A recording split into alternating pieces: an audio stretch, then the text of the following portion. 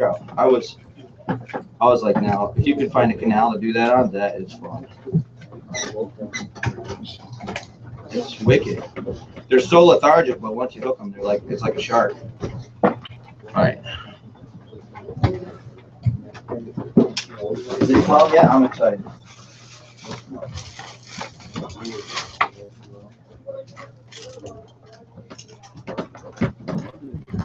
I talked to Tom Grunwald.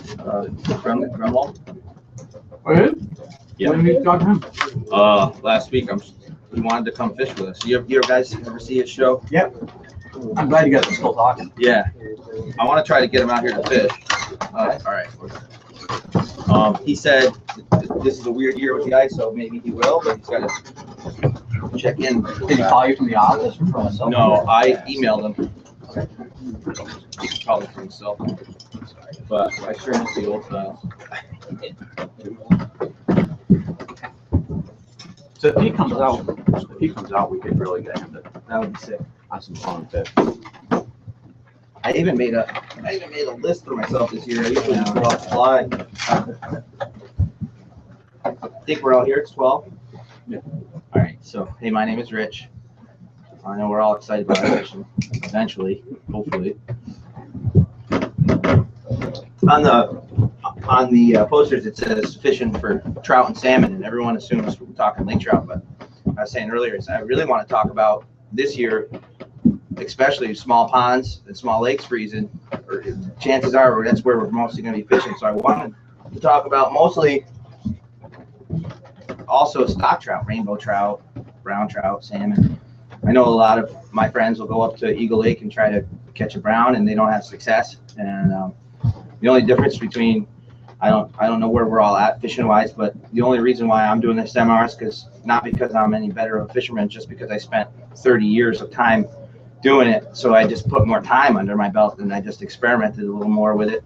Some of this fishing, but it's not rocket science. One of the most important things with trout to think about and salmon is you look at rainbow trout and you look at salmon, and you think of those fish as nomadic. That you don't really have they're like sharks. They're just cruising the water column, constantly moving, following bait.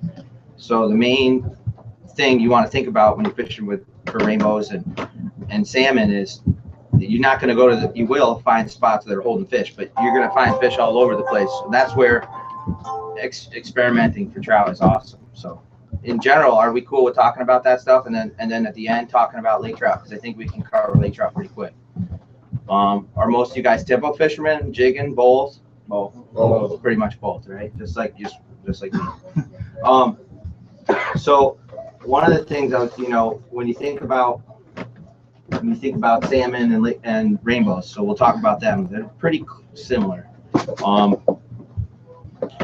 Specifically, I find that rainbow trout and salmon tend to bite in low lake conditions. So, looking at early morning, late afternoon. And something about salmon that I noticed, which is awesome, is it's like high noon whistle blows and salmon start biting.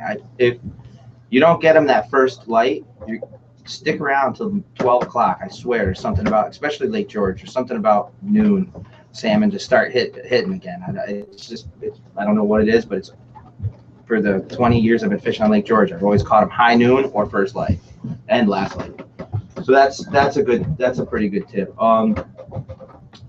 What I love about fishing for trout, and I fish for everything. I think my specialty would be northern pike, but I fish for everything, and I love fishing for, especially years like this, I love fishing for trout, and then I'll jig for perch and such too when I'm fishing for rainbows. But you can experiment with these setups, and color, shiny, bright color is clutch. So when you're thinking your tip ups, we'll talk about just tip up setup because that's basic, and I just set this up. So what I have here is just some fluorocarbon, 6-pound test. Imagine this on your tip up line. You get your swivel here. I got a size 18 treble. Things that I would do is I would have a red treble hook if I could. I'd have some set up with different colors, orange, red, and then I like using beads. And if you really want to, you can paint if you really are you fishing for like finicky fish and real super clear water, you can paint your sinker, red. or you know, or orange or bright chartreuse. So I'll use beads. Another thing to think about, and I'll be a little scatterbrained. That's just how I am. So we're talking rainbows. You can experiment on depths.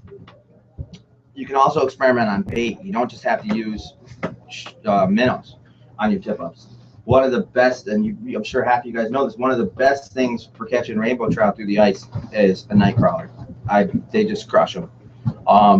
So on half of my setups, I'll have just a typical rainbow trout day. I'll have 3 tip-ups between 5 and 7 foot down under the ice with night crawlers, and I'll have a red. I use a red, and I grabbed a bunch of stuff. I might have grabbed them. A red size 8 or size 6 single hook on 6-pound test fluorocarbon. You don't need to use the bead on that. You don't want to have anything on your line for that. You just want to drop the night crawler down 5 to 7 feet. With the minnows, the rosy reds in the cup bait, they're awesome because you got that bright orange color swimming around under the ice. So rosy reds, rainbows, and salmon both love those. Also, baby suckers is another hardy bait fish. One thing that people don't think about with bait is every single species of minnow you put on your tip-up acts differently on your tip-up, as you know. So when you're fishing with hunts or smelt, they're pretty similar. And how many times have you gone to your tip-up and your smelt's wrapped all the way around your line up top? That can definitely be avoided for sure by using a heavy enough split shot. And you got to watch your tip-up when you set it up and watch that particular minnow, and you'll know if he's struggling enough to stay underneath your rig. And then with your suckers, they're looking to shoot straight down anyway. So most of the time you don't even need a sinker with them. Smelt, you really do. Rosy reds, you definitely need a small split shot. But a lot of guys mess up their tip-up setup simply because the fish aren't even able to hit the minnow because they're wrapped up in their line. It's that simple. I could be fishing with a guy, and I'm like, he's not catching any, and that's the simplest thing. That's the one thing he's doing. He's not using the right weight split shot, which is a simple fix. But it's just something to think about for sure when you're setting your tip-ups up. Even using larva on your tip-up for brown trout and such is clutch. Specifically on Lake George for salmon, my success, and this has always been the case, has been with rosy reds and suckers. But guys put them 5 feet, 7 foot under the ice. I literally put my tip-up that far under the ice to where this is the bottom of the ice and this is my minnow. Literally 1.5 foot, 2 foot. That thing is like right under the ice. And there, a few of the years that you'll see the lake will freeze and you got that nice black ice, you can see the salmon and they shoot right under the ice. I mean, they are like, their fins are touching under the ice. So this year, I don't know if I'm sure you guys have heard, but the salmon on Lake George are hot again and they're back. This fall was epic. I was seeing 27, 28, 29-inch salmon swimming all around, just all around the water. I'm not making a check this out. I said, did anybody else see it? Did anybody else go down? So what happened was they stocked this new breed of salmon, and I don't know the name of it because I'm not too precise on that. But there's a new hybrid of salmon in the lake, and they took off, and they're growing exponentially. The fish are between 24 and 30 inches already, and they've only been in the lake for 2 years. So salmon fishing is going to be exciting if Lake George freezes. Another thing that I love doing for rainbow trout and salmon is taking a Mickey fin instead of using a treble hook and putting my minnow right on the Mickey fin. So that thing's darting around underneath the ice. And now, so we talked about how to rig tip-ups for trout and salmon. Then it's like, how do you find them? So this is like a general rule on these nomadic fish is early season, you want to look for any of your tributary streams coming into your water, into your body of water. You want to kind of start there, and you want to work edges, any sort of structure, you know, steep ledges, transitions. You want to work edges, and you want to that's a good early season spot. As you get into mid season, you want to start thinking about deeper water on your lake, maybe some of the deepest water on the lake, and you want to start thinking about those fish being potentially suspended right under the ice in those deeper holes.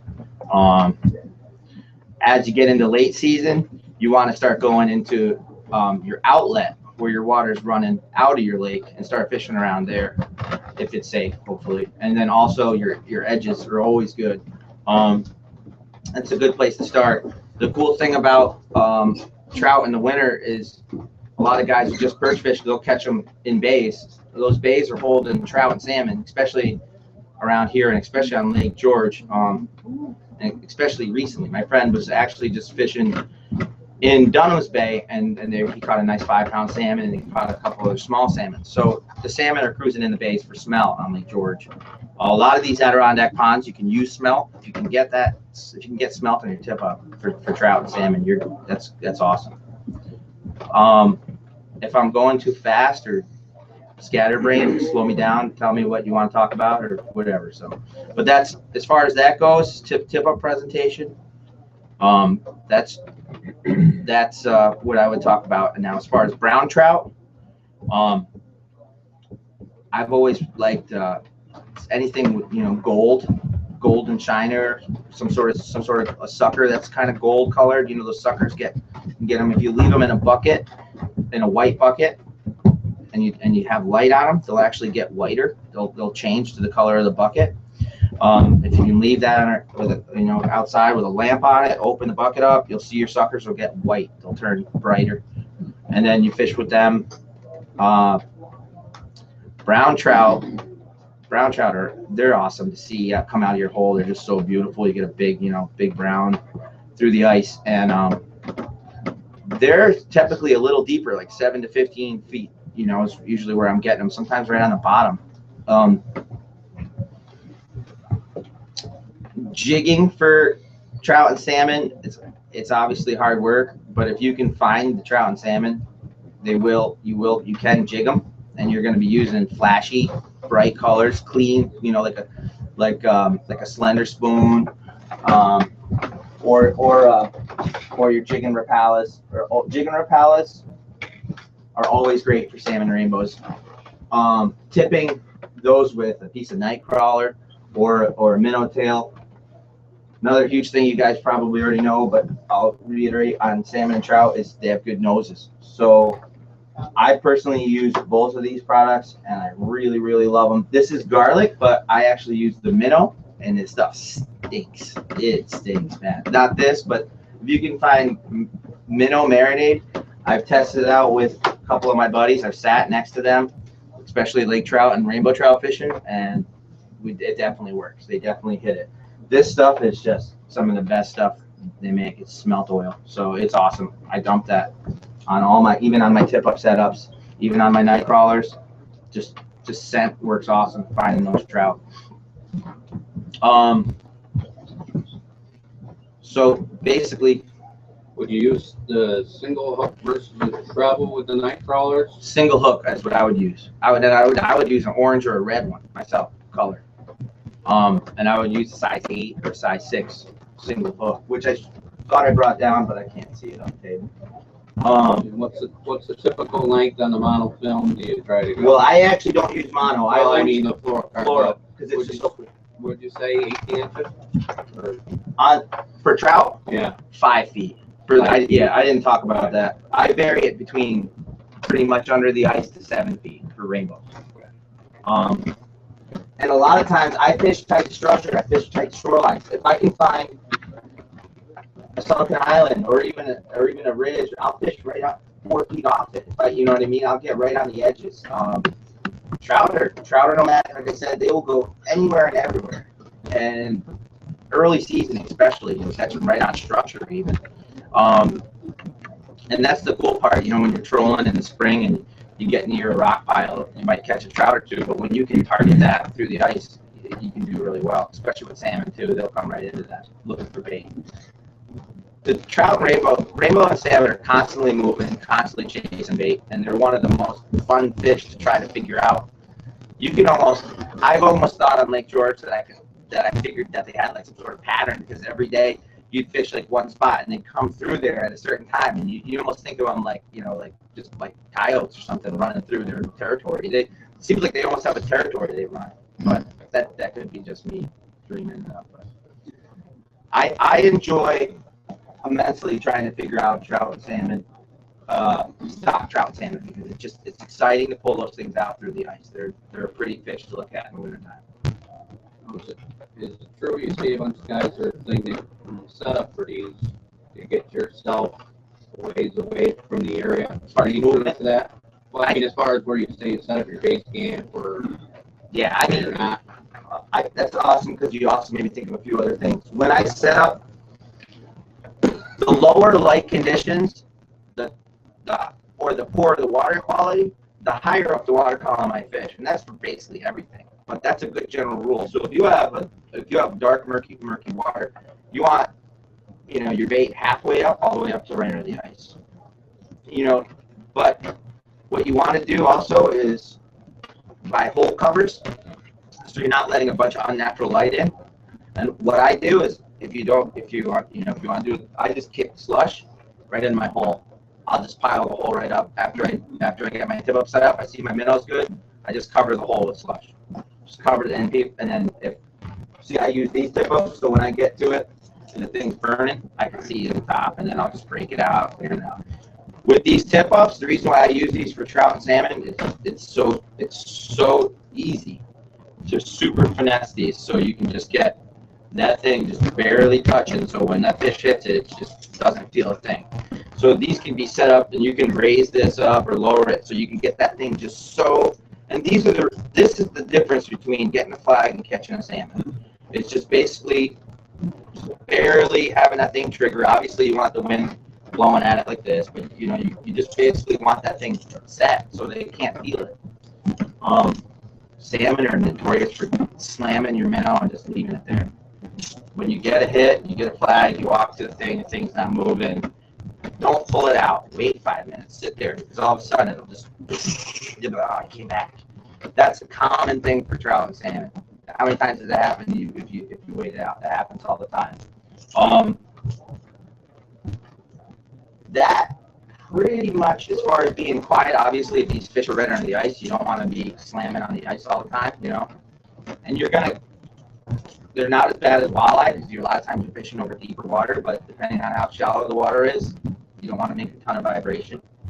I'm like a fanatic about using, you know, a hand auger until the ice is just unbearable, and then we use electric augers, which are super quiet anyways. The ions are like, you can't even, it's like they're not even making any noise. I don't even use my wheeler when I walleye and trout fish most of the time. I just walk. You definitely can catch fish. The good thing about a wheeler is you can set 200 yards on a rock pile there. You can set out in the deep water there, and you can leave those setups there, and you're covering the edges, you're covering the bays, you're covering the stream, and you can run and gun to that. As long as you can see them, you're good to go. As long as you can maintain the tip up, no one's going to bother you. So we got tip ups pretty covered. But does anybody have any questions? You ever fish for flake?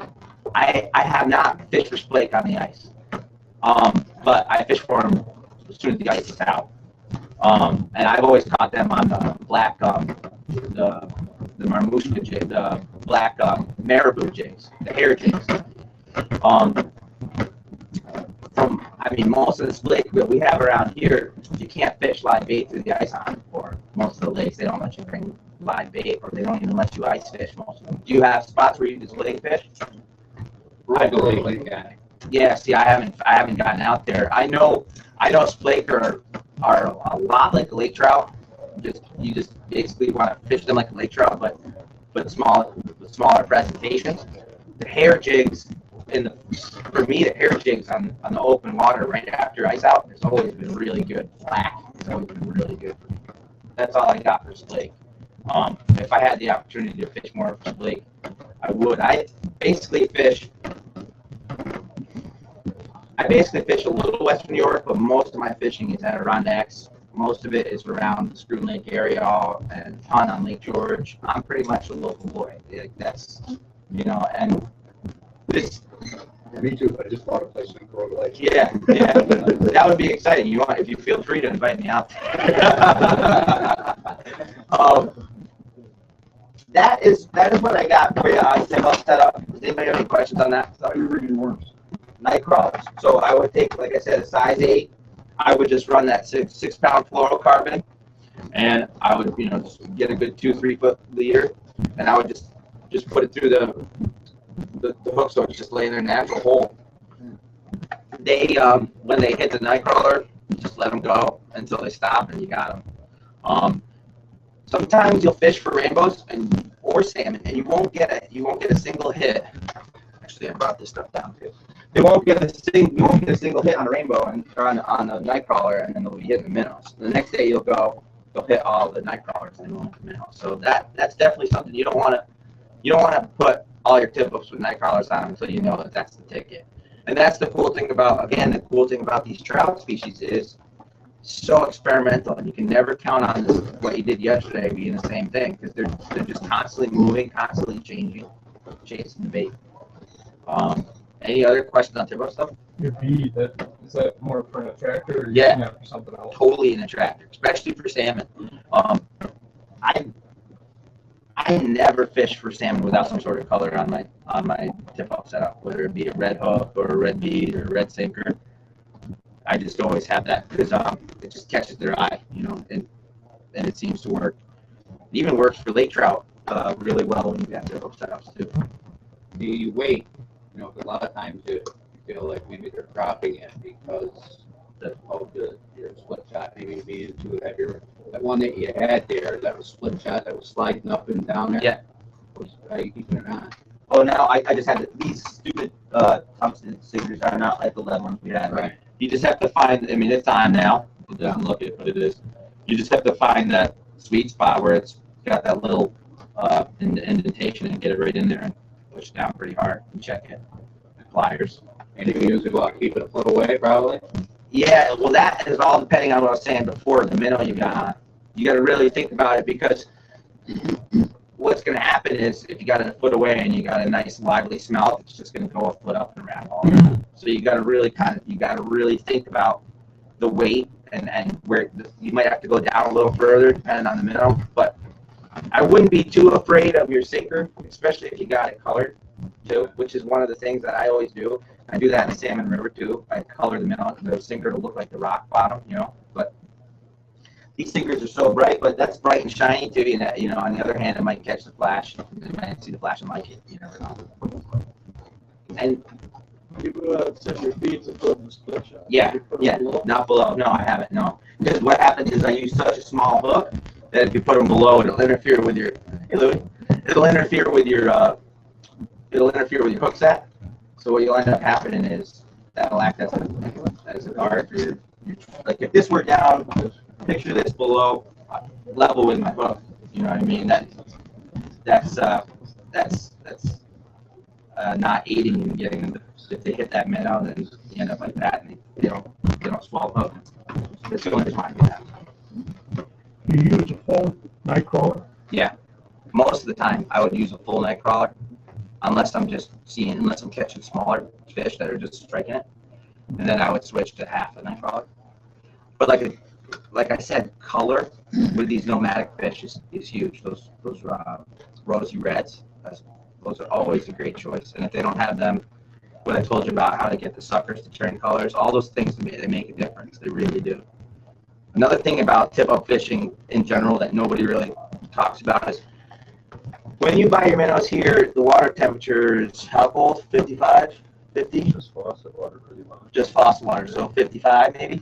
So when you drop that minnow in, it's alive. It's not going to die, but there's a transition there where it's not going to potentially be as lively as you want it. Another thing that'll separate a tip-up fisherman from the next guy is taking your minnow, and what you're doing is you're keeping it outside for a night and putting a bubbler on it. Now your temperature of your water is closer to the temperature that you're going to put it in the lake, and you're going to have hardier minnows, and you're going to have more success on your tip-ups. Another simple thing. I always hook. I'm always hooking shiners or hunts or smelt right through the back.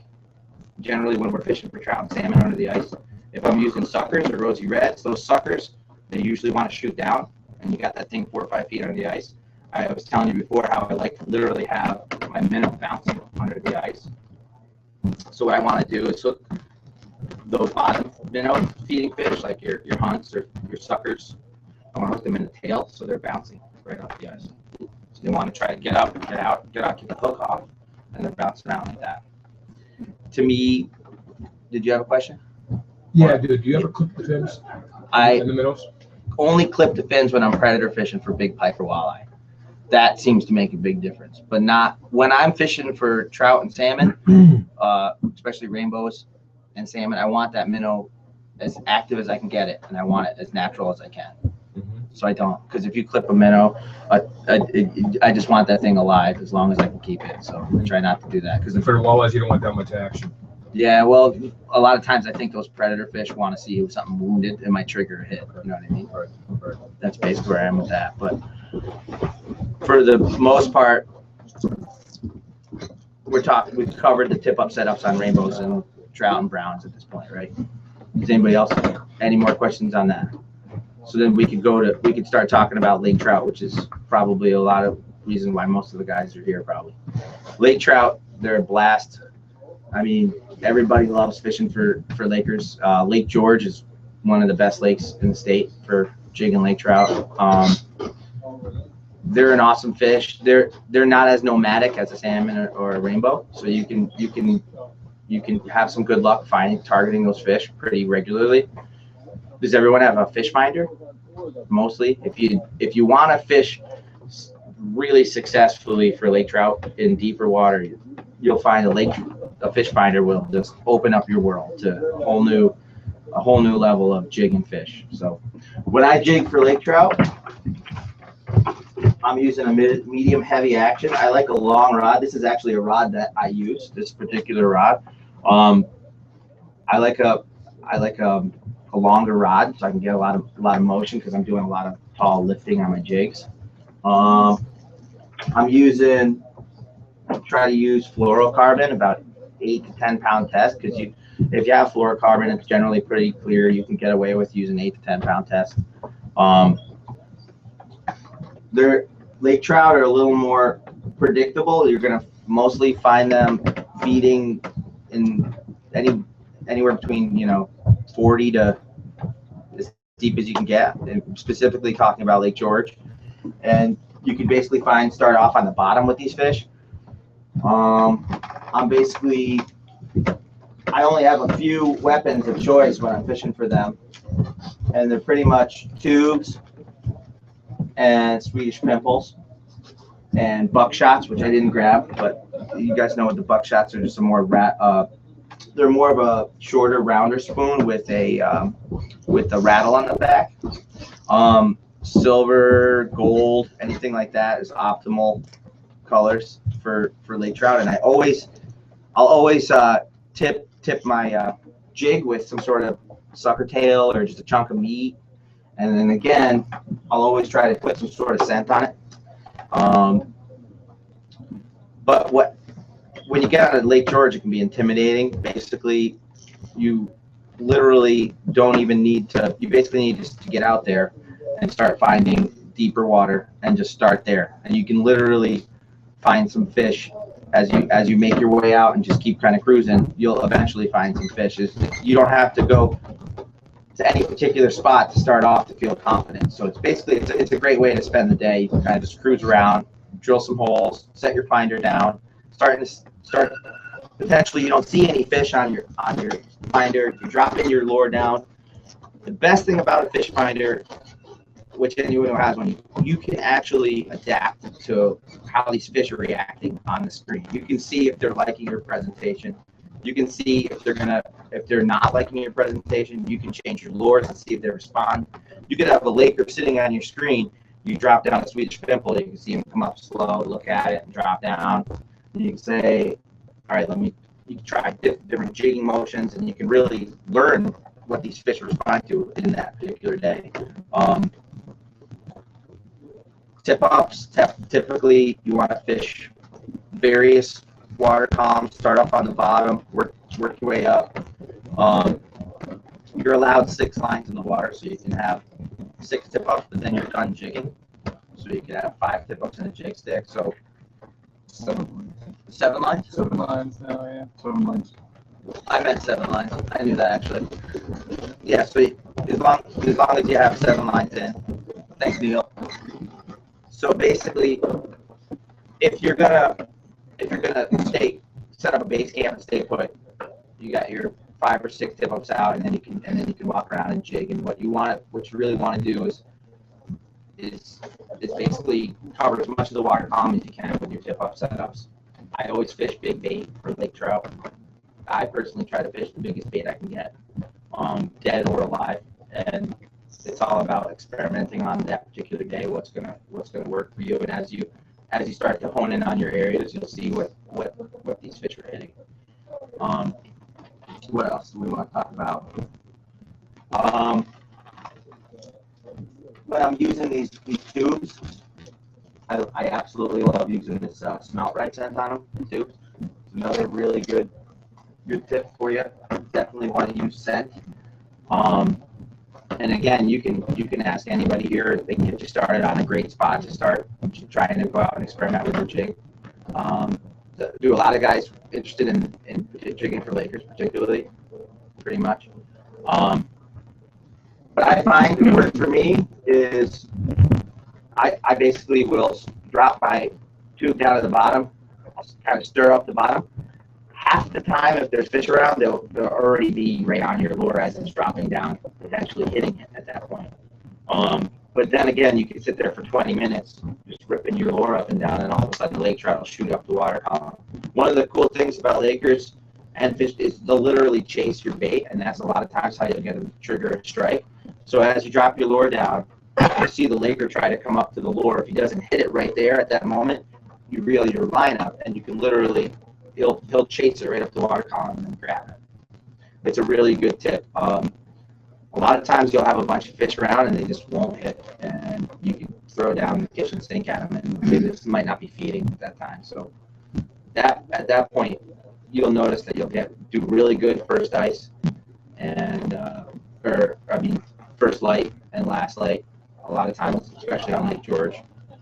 What about a jigging motion for a spoon? Some guys will fish a spoon and a tube, and they'll try and jig them the same way.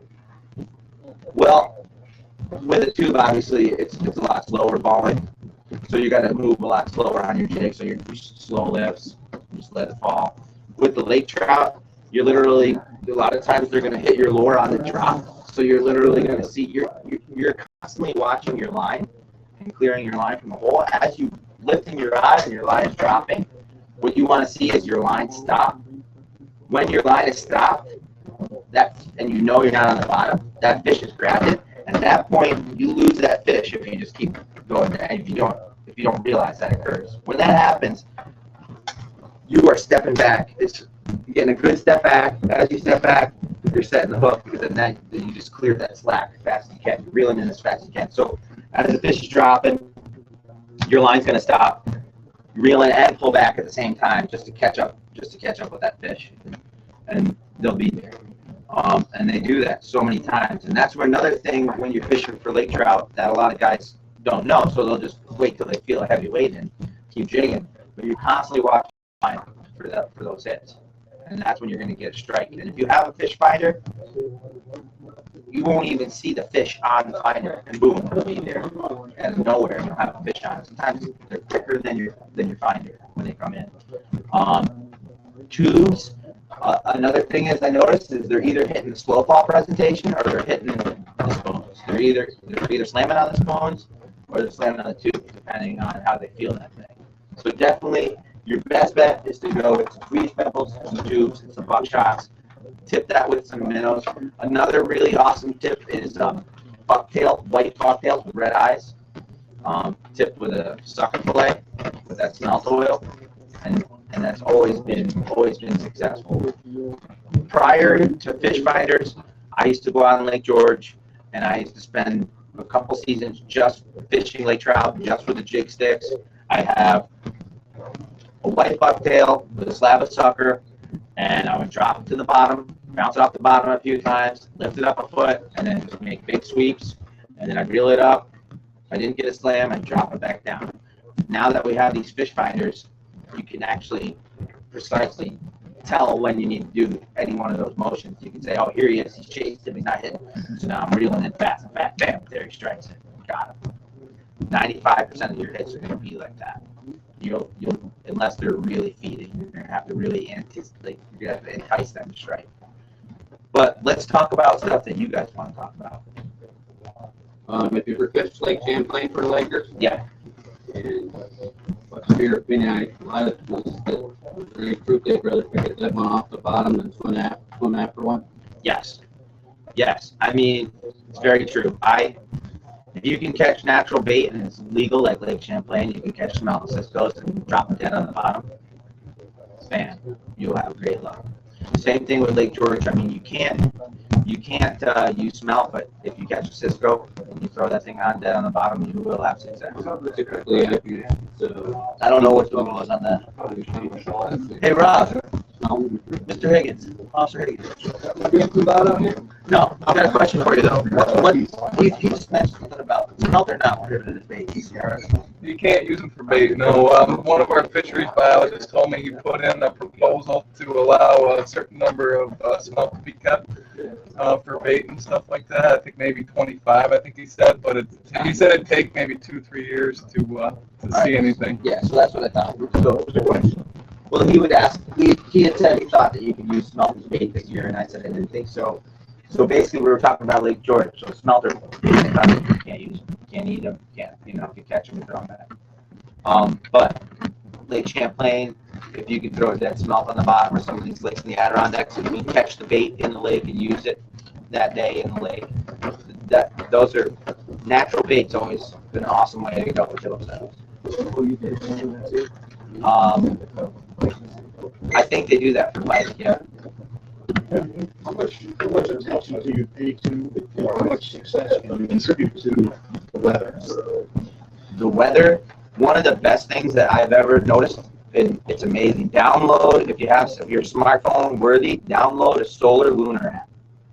And do yourself a favor and just watch if you're that guy that's fishing every day, which I was for 20 years. Now I have a 1-year-old, so I'm not out there that much. But if you watch that solar lunar calendar, when it comes to, if you watch where it says the major moon phase, basically the basic principle is that when the moon is above you or directly below you, or the sun is above you or directly below you. So when you're fishing, have you ever noticed the moon's coming up and you see the moon rising during the day, and you see the moon come out and it sets? If you pay, basically, they have an app, you can actually tell you when that time happens.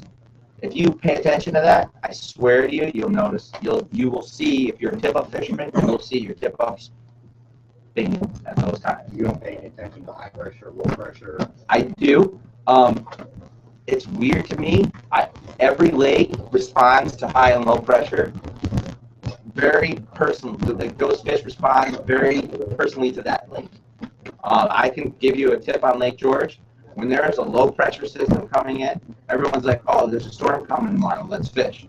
95% of the time I fish that day before a storm, I get skunked. But if you fish 2 days before that storm, I slam them.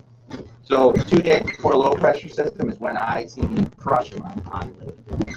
I'm not saying that you're not going to have a great day in a snowstorm or right before a storm, so it's going to be good. But that's just something I noticed about Lake George in particular, and I think it's different on everybody who watches. Any other questions? Because I like the questions. We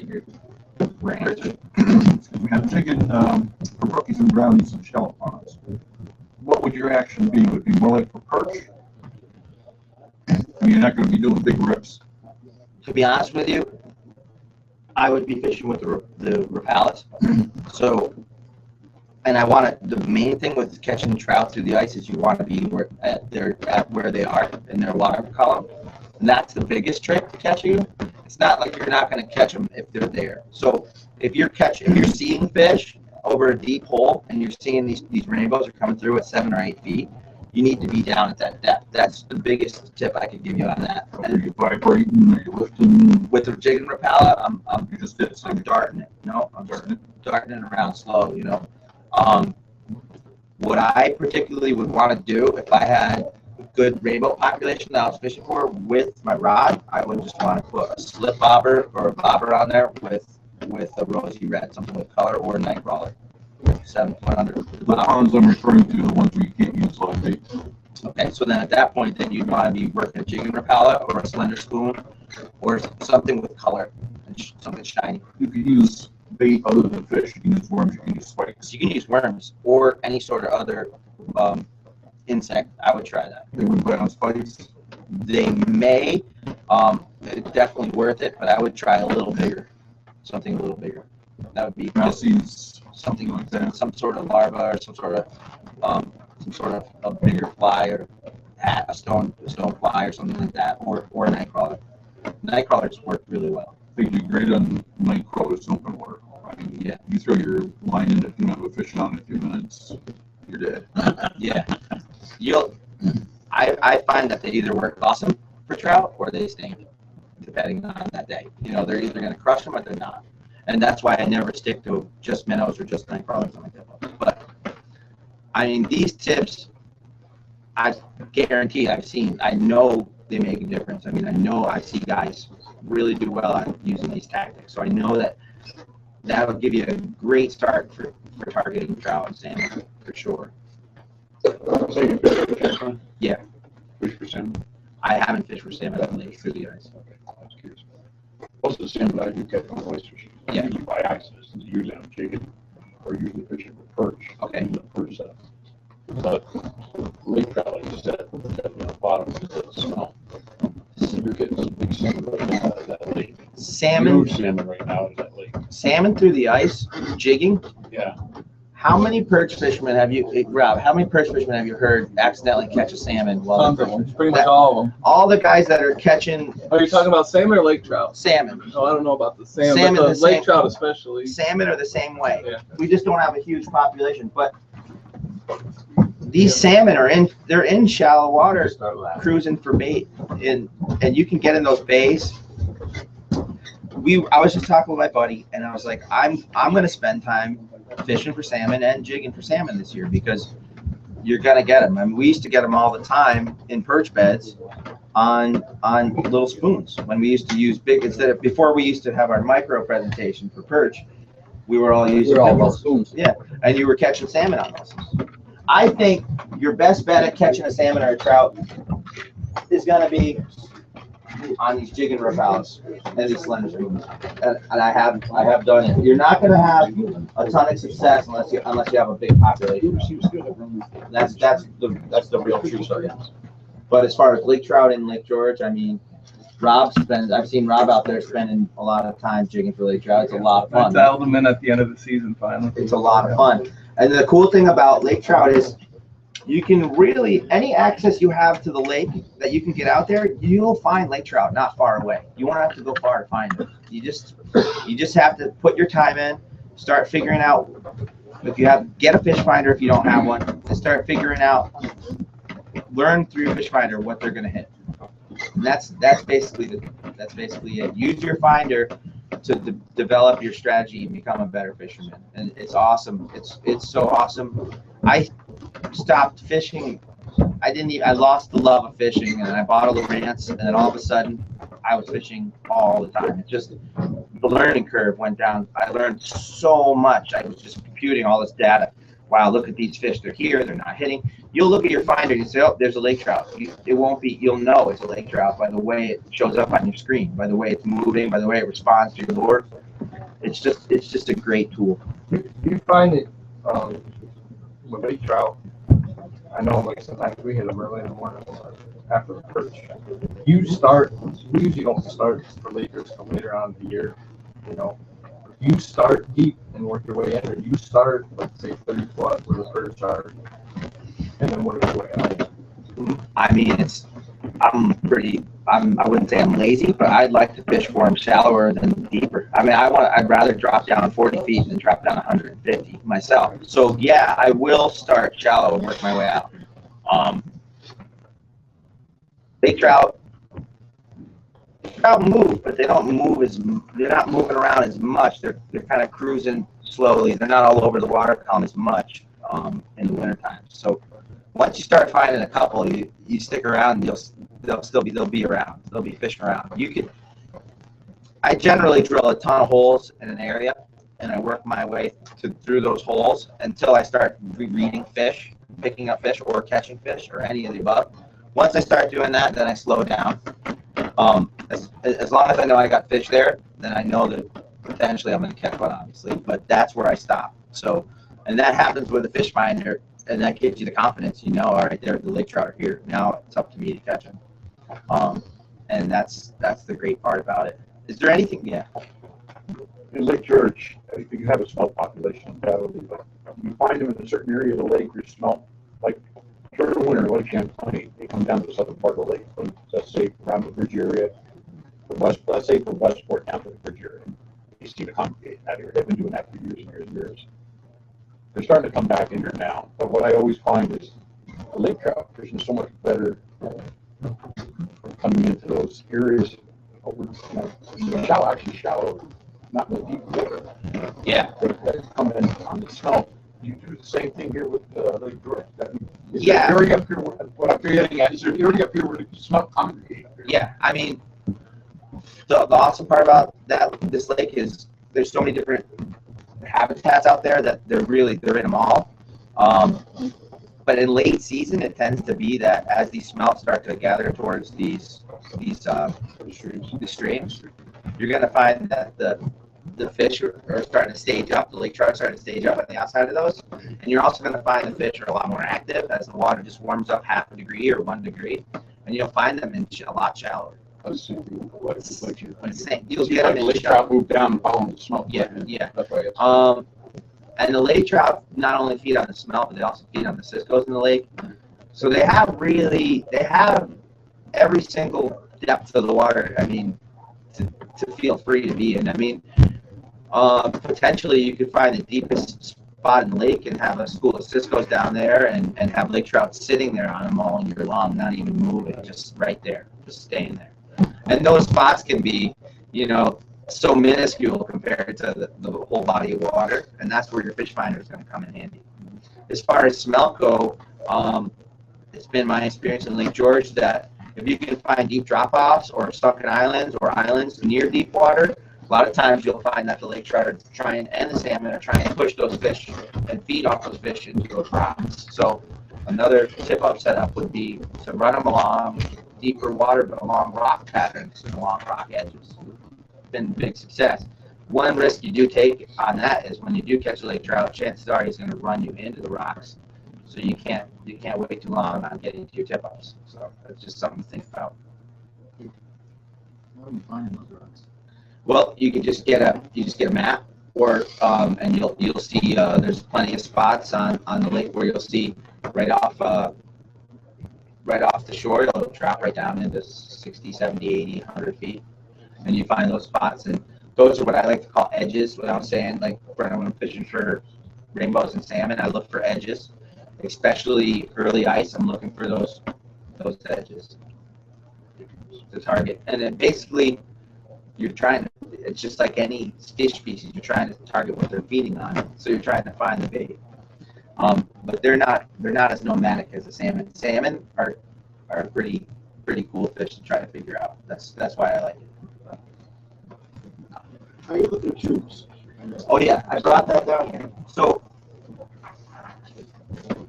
what I'm doing is I'm just inserting various weights for various depths. I don't go heavier or deeper one, but I'm just basically running the tube, just like this. Just running this inside here. Just pushing it up. What's your favorite color? Ooh, tube. On Lake George, I really like smoke glitter or white. Anything to mimic the natural bait, so the smelt of the Cisco. So I try to fish either a white. You know what color? Here's another awesome tip. Is green. I've always had great success with green, especially in Lake George. Like a green pumpkin, watermelon seed. Like a neon green. It's for what it's worth. That works to me. I've always had success with it. Yeah. Perch, it's always worked awesome on Lake George, particularly, and Lake Trout. But so then with this, the only thing different I would do with this is I'm probably going to fillet a little piece of sucker. I'm going to throw it right on there. And you want to have, let's see if I can remember. You want to have the skin up.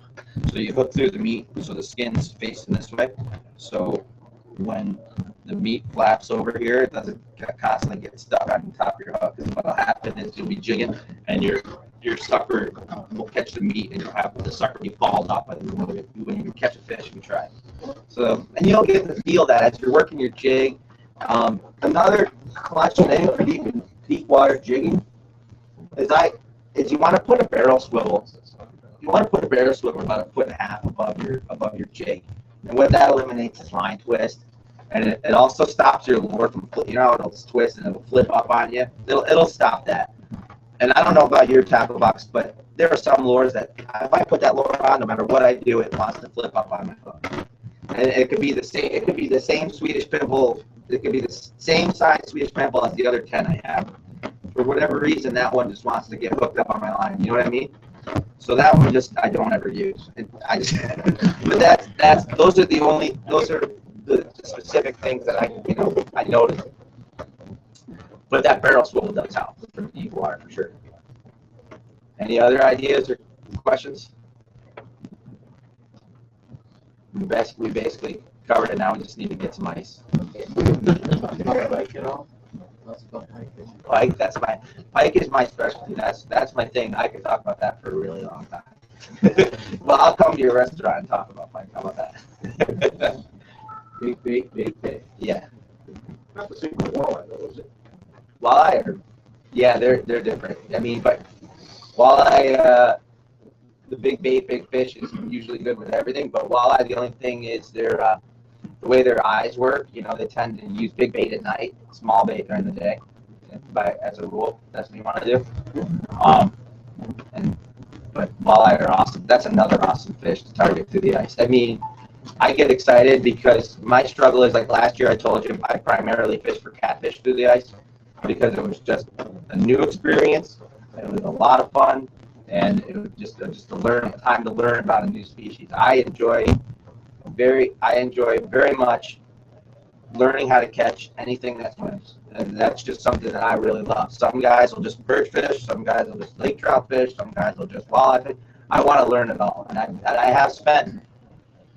have been ice fishing like avidly since I could remember, and I remember going when I was 5. But as soon as as I was allowed, I was fishing by myself at like 10 or 11, and I was just doing it whenever I could. And I'm a musician, so I have most of my days free to fish. So I spent a lot of time, and I think that's what separates just the time. It's just time. It's just figuring out your lake, figuring out your species, and putting the time in. And if you don't have the time, download that Solar Lunar app, because I'm telling you, it works. When it says it's a major feeding time, it's really awesome how the world works. You get to see when it says these fish are feeding, they probably are. It's pretty cool. And you find this the similar setup on your tippers works for walleye and trout? We fish a lot up on Sacandaga up in the north end, and walleye? We don't know what we're looking for in any given day, and we might catch walleye in the evening and trout in the morning. What's really exactly the same setup. The only difference with Sacandaga, or the only difference with that, would be the depth. But other than that, yeah, I think if you're you want a little thicker line. You probably want that 8-pound. I do, yeah. Yeah, but I use 10. But I've always been a fan of the single hook, yellow, chartreuse, green. I like using color on my single hooks. Yeah. So for walleye, particularly, for basically any fish, particularly, I will experiment with hook colors. I'll experiment with beads. I'll experiment with noise, with flash. there's nothing. I mean, you're gonna benefit by breaking the mold a little bit and experimenting and not doing the same thing that everyone else is doing. I can literally sit in a spot with 20 guys, and there's one guy catching fish, and he's doing just about everything that everyone else is doing. And I say just about because there's probably one little minute difference in what he's doing, and it makes a difference. And you just have to figure that out, obviously. I have great success tip-up fishing for pike and lakers, and I've always done really well with pike. I love jigging for lake trout. That's what I'll spend a lot of my time doing on Lake George when I have that time, but most of my youth was spent trying to figure out how to catch anything that swims. So this year particularly, I'll be fishing a lot for rainbow trout and brown trout, and I'll be up in the smaller ponds, obviously, with the way this year's going. So that's exciting because I haven't done that in about 8 years because I've been so stuck on fishing Lake George. So it'll be good. I'm looking forward to that change. For perch fishing, using tip-up, would you use the same size 18 treble and just drop it down to? I wouldn't, just because they just get swallowed the hook, and then you got to dig a treble hook out of them all the time. Better off just digging. Better off just jigging A, but I would use the same hook. And I would use a size 6, and I'd also use a long shafted hook, so I could just easily take the hook out. I mean, that's particularly how I would just be like kind of that. I would be more. That's why I would be fishing with trebles or with for perch. Any other questions? Steve, are we gonna have a tournament this year? I don't know, but Jeez, let's hope so. There's a couple really cool tournaments on Lake George this year. There'll be the one that Fish307 does. There's the north, the Hague tournament up in north. You live on Sakadaga? We have a place up there. You have a place up there? Fisheries Federation has one in January. Last year was an exceptional year. Those pipes were awesome. Yeah. Yeah, that's just awesome. fish outs too. There's 3 main tournaments. So I think we covered everything. If you guys have any other questions, if there's anything I didn't cover, let me know. But most of the good stuff was in the first half of that. So you got it. Thank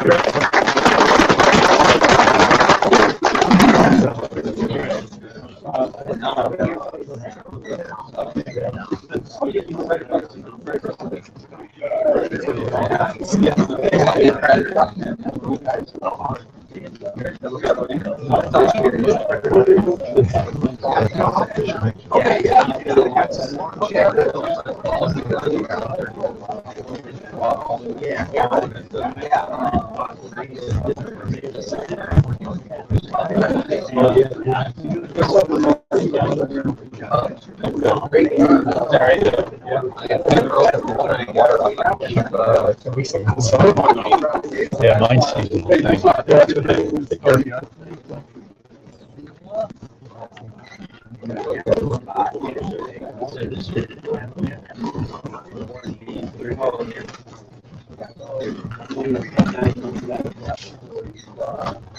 That's how you want it to be set up.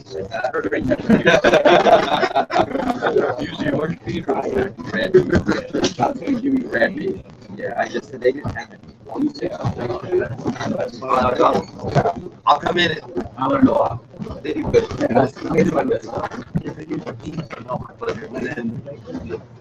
Okay, you're going wrong, rainbow for rainbow? I forgot to talk about one thing that I really want to talk about. I want to use teasers. I use teasers. Teaser flies. You guys be posting these online, these seminars? We're live streaming it now, and they'll be on the website Excellent. Look it over. So next week they'll be up online? No kidding. How long will they be on there for? But I use Like ever? They'll be on the YouTube channel. What do I just try to get Fish307 seminars? I go to Fish307. Yep. And you go to you know how you drop page for today, that's on the front banner. Yeah. They'll all be posted right there. Cool. And we'll have links out to the other stuff on the Facebook. If you're on the Facebook, all the links are there as well. Awesome. Awesome. All right. Thanks. Appreciate it. I actually got to remember. So yeah, when I